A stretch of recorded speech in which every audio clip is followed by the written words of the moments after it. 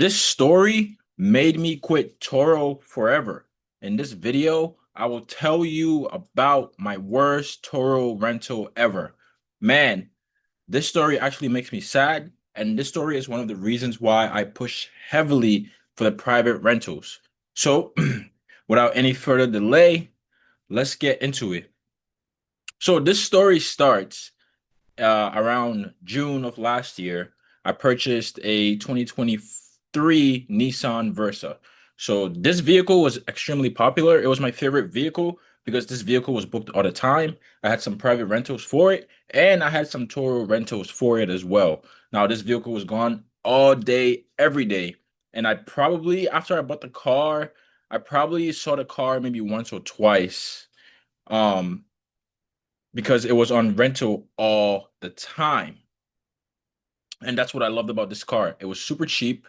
The maintenance was cheap. It had great miles per gallon. People were booking it all the time. It was getting great ratings on Turo. And also on the private side too, it was doing very well. Now, then this Turo customer comes and books my car. Now, one of the things I don't like about Turo personally is that people can book your cars for 1 or 2 days. Now, I have my set of 2 day minimums. If I could do more, I would do more. So this customer booked for 2 days. Now, as soon as this person booked the car, I looked at their Turo rating and he had a very bad Turo rating. The other host had basically given him 1 and 2 stars for smoking in the vehicle, not returning the vehicle on time, and other issues. So for me, when I saw this, I wanted to cancel the rental. However, when I went into the Turo app to attempt to cancel the rental, Turo wanted to charge me to cancel the rental. Can you believe that? They wanted to charge me, the host, money to stop someone I don't want in my vehicle. So I already knew this was going to be a problem. So it was either I canceled the rental or I canceled the rental and I paid a Turo fee for it, or I just allowed that rental to happen.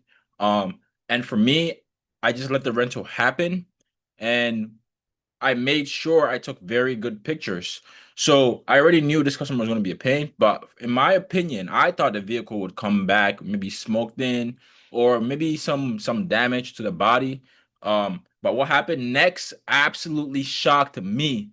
So the first red flag was when the person came to pick up the car, they were having issues finding the car, which was pretty crazy because I took very good pictures of where the car is, and I keep my cars in a very, very obvious place, But he did eventually find the car.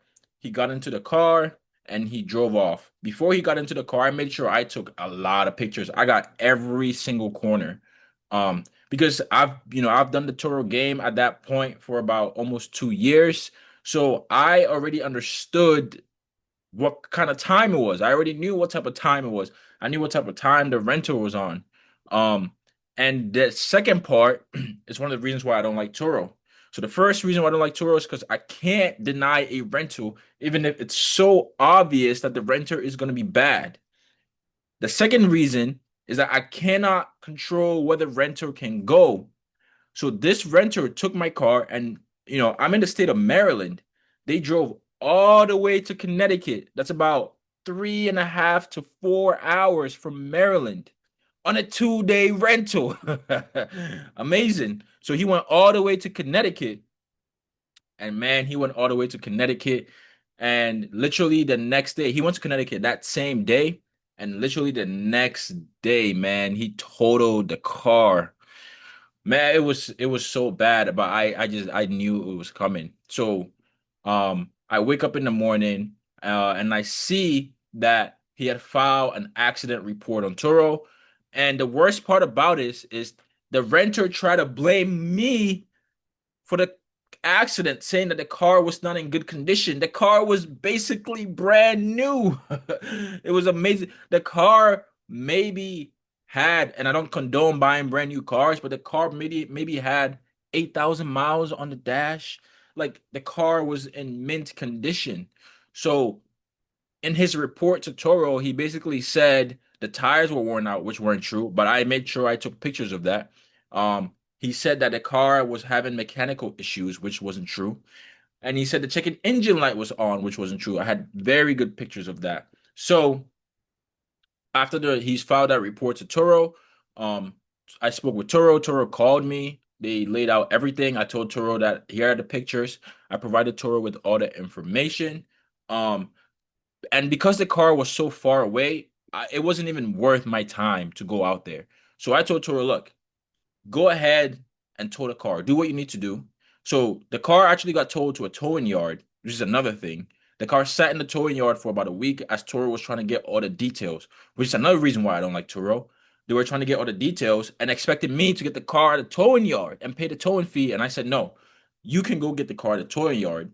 So Toro ended up having to go get the car at the towing yard and paying all the towing fees because I wasn't doing it. I wasn't going all the way out in Connecticut. It wasn't worth my time. So they took the car and I told them, look, do what you need to do. Do your appraisal, get your estimates. I don't even care. If you want to fix the car and then tow it back to me. Or if the car is totaled, just pay me out for it. So they did exactly that.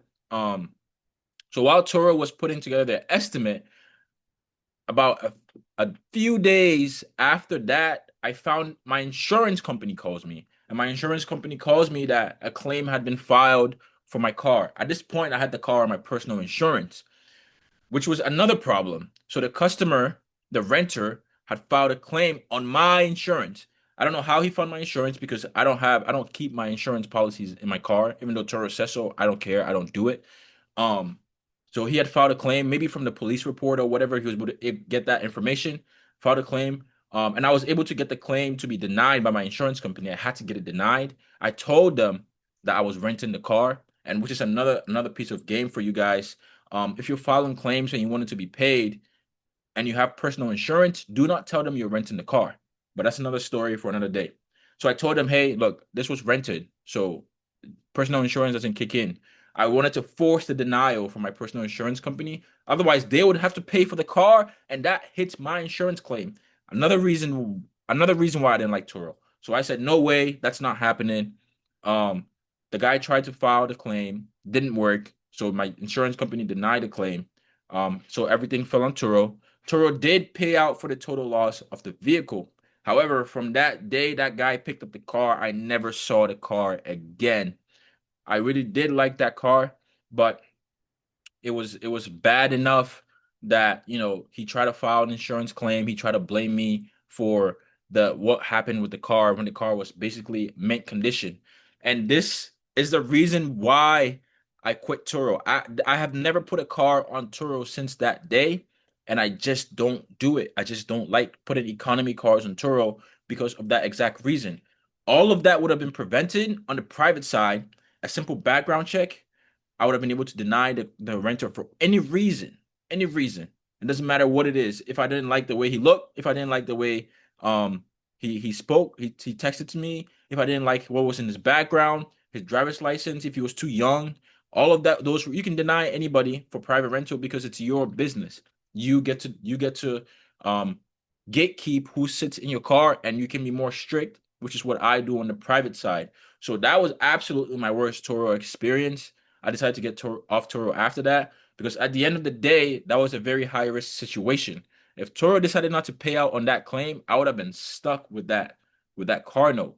But luckily, I did get the claim paid out. Luckily, I didn't get anything filed um on my insurance on the claim side.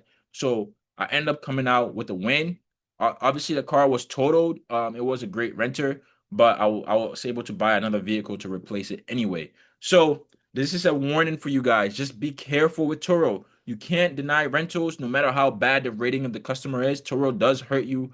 They will either shadow ban you on their platform for 7 days, or they will charge you directly for canceling too many rentals. You can't control where renters can go. Right now, on my private side, I don't let my renters go outside of Maryland and DC because I know exactly the type of clientele I'm renting to, and there's no need for them to do that. I have way more control. I can get to my cars quicker. I can get maintenance, the car service quicker. So it's very, very easy running the private side compared to Turo. And on top of that, I have more control of the claims. You have the car rental insurance you can file claims with. You have 100% control of that. If you have your customer's insurance, you have 100% control of the claims, and you will get paid out almost all the time. So that's the video, man. Smash the like button. Leave a comment on what video I should make next. Tomorrow, we go live at 6 p.m. Eastern Time. Sundays, every Sunday, 6 p.m. Eastern Time. Be